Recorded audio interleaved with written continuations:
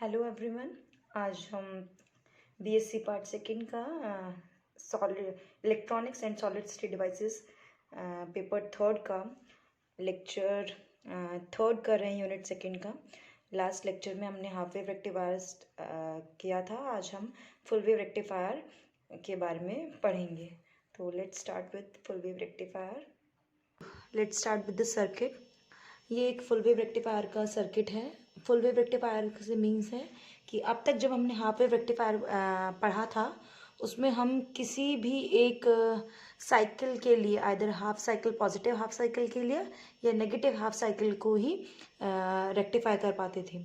It means दोनों जो cycle हैं, पॉजिटिव साइकिल और नेगेटिव साइकिल, कंबाइंडली रेक्टिफाई नहीं हो पाती थी। फुल वेव रेक्टिफायर का मतलब है कि दोनों ही साइकिल्स को, पॉजिटिव पार्ट को, नेगेटिव पार्ट को, मतलब दोनों ही हाफ पार्ट को रेक्टिफाई किया जाए। तो जब हाफ वेव रेक्टिफायर हम कर रहे थे तब हम एक सिंगल डायोड की हेल्प से रेक्टिफायर का हमने सर्किट बनाया था। आज फुल वेव रेक्टिफायर स्टार्ट कर रहे हैं। तो फुल वेव रेक्टिफायर में हमें दो पार्ट को रेक्टिफाई करना है, पॉजिटिव पार्ट और नेगेटिव पार्ट को। तो हमें दो डायोड की रिक्वायरमेंट होगी। तो यहाँ इस पूरे सर्किट में हमने दो डायोड लिए हैं, जिसको फर्स्ट को हमने D1 से डिनोट किया है और सेकंड को हमने D2 से डिनोट किया है। ठीक है, ये हमारी एक प्राइमरी हमारा जो वोल्टेज है, इनिशियल वोल्टेज है ट्रांसफार्मर से, क्योंकि रेक्टिफायर का काम क्या है, एसी को डीसी में कन्वर्ट करने का। सो प्राइमरी कॉइल पे जो वोल्टेज हम देंगे, इनपुट जो देंगे, मान लीजिए हमने VI इनपुट दिया है जो कि इतना है, EP साइन ओमेगा टी हमने प्राइमरी पे दिया। तो ड्यू टू इंडक्शन जो सेकेंडरी कॉइल पे जो हमें वोल्टेज मिलेगी वो होगी NEP sine omega t, same as of half wave rectifier, कि हमें क्योंकि कॉइल्स के जो नंबर ऑफ टर्न से मल्टीप्लाई होकर हमें इसका वोल्टेज मिलेगा, और हम NEP को रिप्लेस कर देते हैं ES से। तो ये NEP की जगह हम लिख देते हैं ES साइन ओमेगा टी। सो VI इनपुट अल्टरनेटिंग वोल्टेज है प्राइमरी कॉइल पे, और VS जो है इंडक्शन की वजह से जो अल्टरनेटिंग वोल्टेज जनरेट हुई है, इंड्यूस्ड हुई है सेकेंडरी कॉइल में, वो है। तो ये इनपुट पे जो हमने प्राइमरी कॉइल पे जो इनपुट वोल्टेज है और जो सेकेंडरी कॉइल पे हमें वोल्टेज मिली है, ये दो वोल्टेजेस हैं। ये दोनों वोल्टेजेस अगर डायोड दोनों डायोड पे बात करें तो हाफ हाफ पार्ट में अप्लाई होंगी। ठीक है, ये एक तरीके से एक सेंटर टेप या सेंटर टेप रेक्टिफायर है। इट मीन्स इसका जो दो पार्ट हैं, दो सिरे हैं, A और B जो हैं, जिन पे हमने डायोड जोड़ी हुई हैं, उनको एक सिरे पे तो दोनों के जो PP सिरे हैं उन पे तो हमने सेकेंडरी कॉइल के सिरे आ गए हैं, और दोनों के जो नेगेटिव सिरे हैं, NN टर्मिनल है, उनको हमने आपस में कनेक्ट कर दिया गया है। और जो सेंटर टेप जो कनेक्शन लिया है हमने, मिड से जो कॉइल के जो कनेक्शन लिया है उसके और दोनों डायोड्स के बीच में हमने लोड रेजिस्टेंस RL जोड़ा हुआ है। तो ये जो वोल्टेज जो डायोड के ऊपर जो अप्लाई होगी, जो कि हमारी सेंटर टेप पर जो आ रही है, हाफ हाफ डिवाइड हो रही है, तो हाफ अपर साइकिल के लिए होगी और हाफ लोअर साइकिल के लिए होगी। It means the voltage applied on each diode is V dash S ES/2 sine omega 2। तो ये जितना है उसका हाफ आएगा एक डायोड पे, तो कितना हो जाएगा, half ES/2 sign omega T. ES/2 को हमने फॉर कन्वेंशन हमने EM लिख लिया है, EM साइन ओमेगा टी। मतलब इतना एक पार्ट पर हमारे को जो वोल्टेज है वो अप्लाई होगी सिंगल डायोड के ऊपर। ठीक है, मान लीजिए जो डायोड का जो रेजिस्टेंस है, जैसे हमने लास्ट में करा, लास्ट वीडियो में देखा था हाफ वेव रेक्टिफायर में, कि जो डायोड कंडक्टिंग मोड में तभी होगी जबकि वो फॉरवर्ड बायस होगी, और उस कंडीशन में हम मान लेते हैं जो डायोड का जो रेजिस्टेंस है वो RF है, और resistance of half of the secondary coil जो कि AC और BC की बात कर रहे हैं, हाफ पे जो है वो जो रेजिस्टेंस है वो RS है। तो जो कैपिटल R हो जाएगा वो क्या हो जाएगा, रेजिस्टेंस जो हो जाएगा RF प्लस RS हो जाएगा। इट मीन्स इस पूरे सर्किट में जो रेजिस्टेंस है वो कौन कौन से रेजिस्टेंस है, एक तो कॉइल की वजह से RS, ठीक है, सेकेंडरी कॉइल की वजह से RS रेजिस्टेंस, और डायोड की जो वजह से फॉरवर्ड कंडीशन में जब डायोड आएगी, फॉरवर्ड बायस में जब डायोड आएगी तो वो RF हो जाएगा। तो टोटल और है थर्ड जो हमारा रेजिस्टेंस है वो लोड रेजिस्टेंस। तो तीन तरह का रेजिस्टेंस है, फॉरवर्ड बायस का रेजिस्टेंस और सेकेंडरी कॉइल का रेजिस्टेंस और लोड रेजिस्टेंस। तो फॉरवर्ड बायस का जो रेजिस्टेंस है और सेकेंडरी कॉइल का जो रेजिस्टेंस है उसको हम combinedly R is equal to RF plus RS से रिप्रेजेंट करते हैं।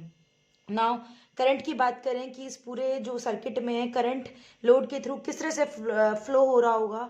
एज यू नो कि करंट का जो डायरेक्शन है गिवन है सर्किट में कि I1 डायोड में इस तरह से फ्लो हो रहा है, I2 इस तरह से फ्लो हो रहा है।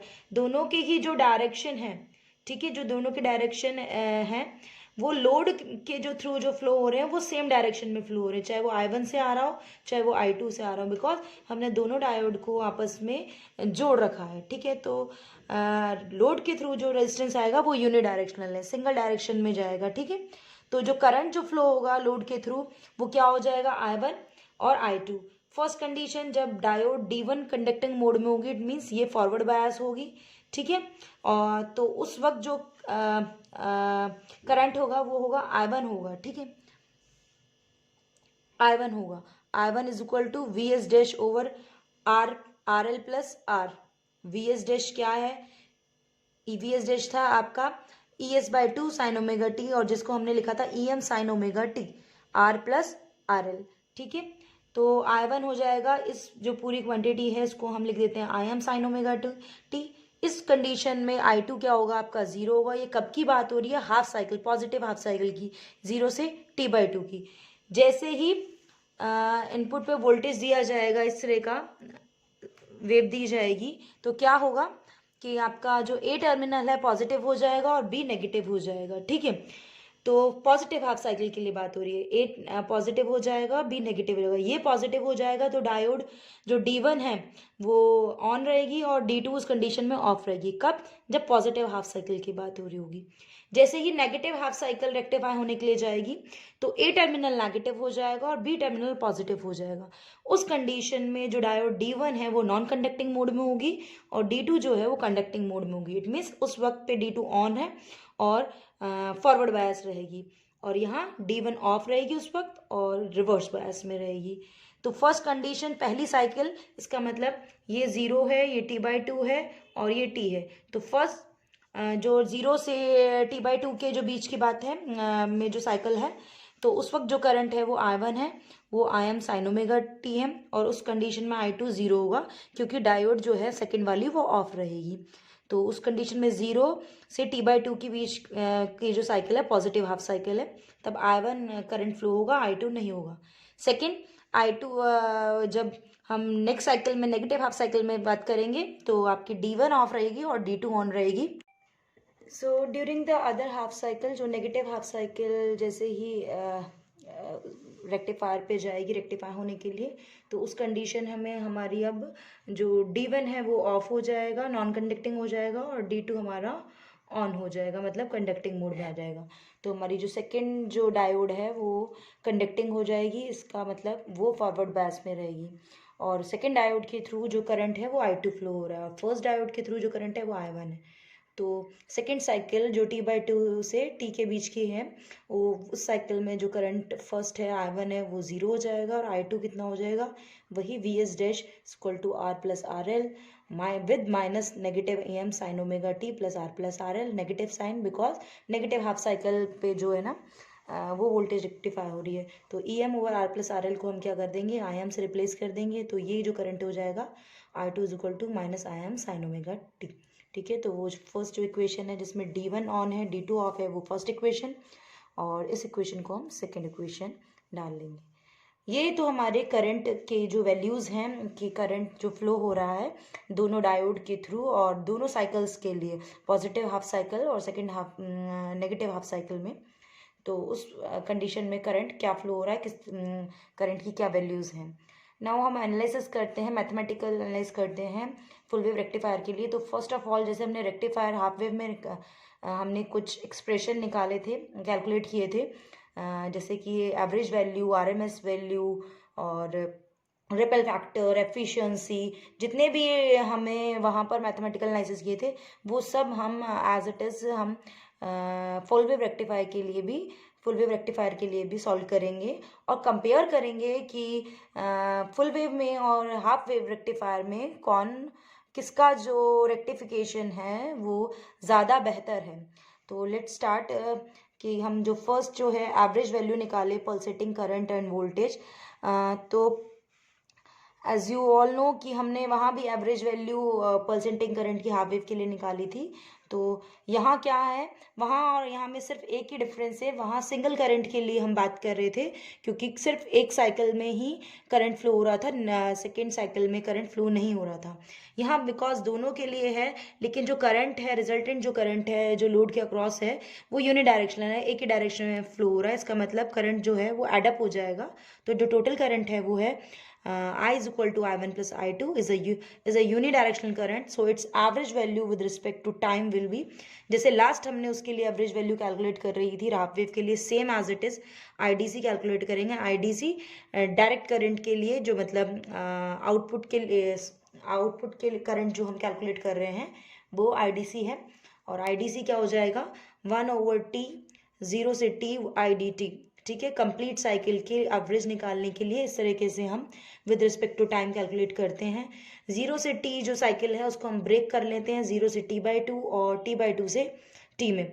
ठीक है, तो ये क्या हो जाएगा, 1/t 0 से t/2 I1 dt plus t/2 से t I2 dt। तो क्योंकि हाफ साइकिल के लिए I1 करंट फ्लो हो रहा है और हाफ साइकिल के लिए I2 करंट फ्लो हो रहा है, I1 और I2 की वैल्यूज पुट कर देंगे। तो क्योंकि दोनों की वैल्यूज क्या है, एक की आयाम साइन ओमेगा टी है, एक की माइनस आयाम साइन ओमेगा टी है। तो आयाम हम बाहर ले लेते हैं और साइन ओमेगा टी का 0 से t/2 इंटीग्रेट कर देते हैं और साइन ओमेगा टी को t/2 से t तक इंटीग्रेट कर देते हैं। So on integrating and putting on limits को पुट करने पे क्या हो जाएगा, जो हमारी वैल्यू आ जाएगी वो क्या आ जाएगी, आयाम over omega T. Sine omega T का अगर हम करेंगे तो क्या हो जाएगा, cos omega T over omega with negative sign. ठीक है, तो और यहाँ भी सेम साइन ओमेगा टी का क्या हो जाएगा, cos omega T over omega. तो ओमेगा हमने बाहर ले लिया है, यहाँ जो नेगेटिव साइन है नेगेटिव नेगेटिव प्लस हो जाएगा और ये ओमेगा टी की जगह, क्योंकि हमें पता है omega T is equal to क्या होता है, फ्रीक्वेंसी 2π के इक्वल होता है। ठीक है, तो ये ऑन यूजिंग दिस हम आयाम और ओमेगा टी की जगह हम क्या लिख दें, आयाम ओवर 2π। कॉस ओमेगा टी में हम टी की जो वैल्यूज पुट करेंगे वो क्या हो जाएगी, एक बार 0 पुट करते हैं, एक बार t/2। सेम ऑन लिमिट्स को पुट करने पे हमारे पास जो वैल्यू आएगी वो क्या आएगी, सो जो वैल्यू आएगी वो क्या आएगी, आयाम ओवर 2π 2 + 2। ठीक है, और ये हो जाएगा 4 आयाम ओवर 2π दैट इज 2 आयाम ओवर पाई। इसे इक्वेशन थर्ड डाल लेते हैं। ये हमारा जो वैल्यू है ये आईडीसी की वैल्यू है, दैट इज आईडीसी। ठीक है, एवरेज करंट है, एवरेज डायरेक्ट करंट है। नाउ इसी से हम क्या लोड के अक्रॉस क्या निकाल सकते हैं, एवरेज वोल्टेज भी कैलकुलेट कर सकते हैं, जो कि क्या हो जाएगा, EDC is equal to IDC RL। IDC की वैल्यू पुट करने पे हमें IDC की वैल्यू 2 आयाम ओवर पाई पुट करेंगे तो हमारी जो इक्वेशन हो जाएगी वो क्या हो जाएगी, EDC इज इक्वल टू 2/पाई। आयाम की वैल्यू हमें पता थी, EM over R plus RL 2RL। ये इक्वेशन 4 हो गई। तो ये जो है डायरेक्ट करंट के लिए करंट और वोल्टेज के लिए एक्सप्रेशन है। नेक्स्ट हम जो एक्सप्रेशन है वो निकालते हैं, RMS वैल्यू की बात करते हैं, RMS value of pulsating current end voltage. तो RMS वैल्यू क्या होती है, रूट मीन स्क्वायर वैल्यू, जैसे हमने लास्ट उसमें बताया था कि रूट मीन स्क्वायर वैल्यू किसी भी आउटपुट करंट की किस तरह से कैलकुलेट करी जाती है, सेम एज इट इज वही मेथड अप्लाई करते हुए हम इसको कैलकुलेट करेंगे। तो RMS हमने सफिक्स में लिखा हुआ है, तो 1/t 0 से t I² dt का half root mean square value. ठीक है, तो ये क्या हो गया, हाफ जो है ऊपर जो अंडर रूट लगा रखा है रूट, इसकी वैल्यूज का मीन लेंगे और स्क्वायर इसका हम एवरेज वैल्यू का जो है स्क्वायर लेकर root mean square value calculate करेंगे। सेम I² जो है जी 0 से t से इंटीग्रेट करा हुआ है, इसको हम ऑन यूजिंग मैथमेटिकल आइडेंटिटी कि हम 0 से 2/t हाफ साइकिल को डबल कर दें 0 से t/2 विद 2। ठीक है, I² की जो वैल्यू लिख देंगे IM² sin² omega t dt। ठीक है, और sin² ओमेगा t को हम 1 - cos 2 ओमेगा t ओवर 2 लिख सकते हैं, वो यूज करेंगे इसकी जगह 1 - cos 2 ओमेगा t ओवर 2, तो 2 से 2 कैंसिल हो जाएगा और ये हमारे पास आ जाएगा कुछ इस तरीके से, IM² over t/2 over half. तो ये वैल्यू आई IM ओवर √2। ठीक है, तो जो करंट की जो रूट मीन स्क्वायर वैल्यू आ रही है फुल वेव के लिए वो आ रही है IM ओवर √2। IM की वैल्यू हमें पता है EM over R plus RL। सो ये हो गई हमारी equation 5th। Now on using IRMS value हम IRMS जो वैल्यू है हमारी करंट के लिए, उसी से हम वोल्टेज के लिए भी एक्सप्रेशन निकाल सकते हैं अक्रॉस लोड। तो ERMS is equal to IRMS RL। IRMS की वैल्यू पुट करने पे आ जाएगा IM/√2 इंटू RL। इसे इक्वेशन 6 डाल लेते हैं, बिकॉज इसे हम आगे भी यूज़ करेंगे। और IM की वैल्यू हमें पता ही है, EM/R+RL होती है। तो ये एक इक्वेशन हो गई 7। तो ये जो वैल्यू है रूट मीन स्क्वायर वैल्यू है करंट के लिए और वोल्टेज के लिए हमने कैलकुलेट कर ली है। नेक्स्ट बात करते हैं efficiency of a full wave rectifier. हमने जब हाफ वेव रेक्टिफायर के लिए एफिशिएंसी कैलकुलेट करी थी तो कुछ 40% के around half wave rectifier efficient था। इट मीन्स बहुत अच्छा एक रेक्टिफायर नहीं था किसी भी वेव को रेक्टिफाई करने के लिए। अब अगर हम देखते हैं कि फुल वेव रेक्टिफायर कितना एफिशिएंट है in comparison to half wave rectifier, क्योंकि किसी भी रेक्टिफायर का जो बेटरमेंट है कि किस तरह का रेक्टिफायर अच्छा है कि ठीक किसी भी AC को DC में कन्वर्ट करने के लिए ये सही है या नहीं है, ये डिपेंड करता है कि वो रेक्टिफायर कितना एफिशिएंट है। और एफिशिएंट का मतलब है कि कितना पोर्शन वो AC का DC में कन्वर्ट कर पाता है। तो एफिशिएंसी को हम ईटा से डिनोट करते हैं, जो कि रेशो होता है पावर का, direct output power over input की power.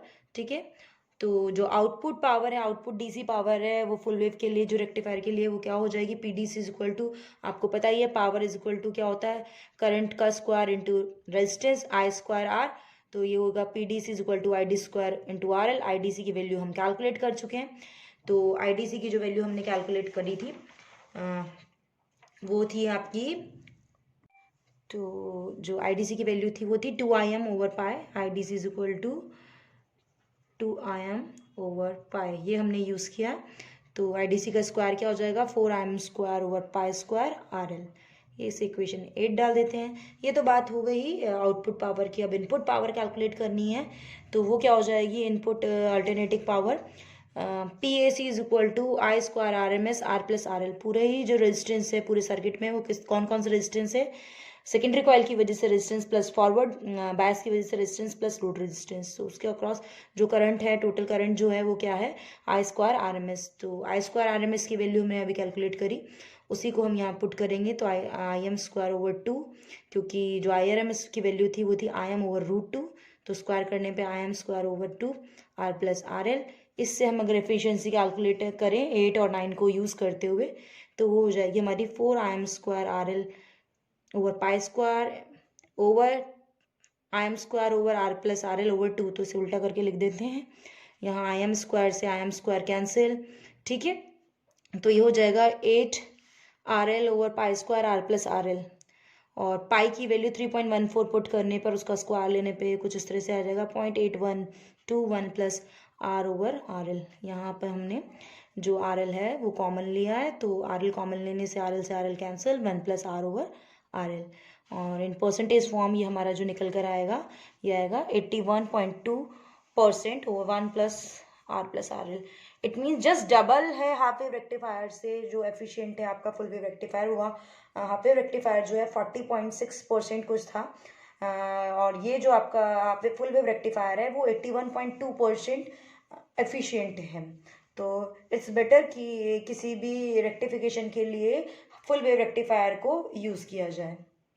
Therefore, for the full wave rectifier, the maximum efficiency is 81.2% will occur when R is very less than RL। या फिर ये कह सकते हैं RL की जो लोड रेजिस्टेंस है बहुत ज़्यादा होना चाहिए in comparison to forward bias का रेजिस्टेंस और सेकेंडरी कॉइल के रेजिस्टेंस से। तो उस केस में जो एफिशिएंसी है फुल वेव रेक्टिफायर की वो इतनी होगी।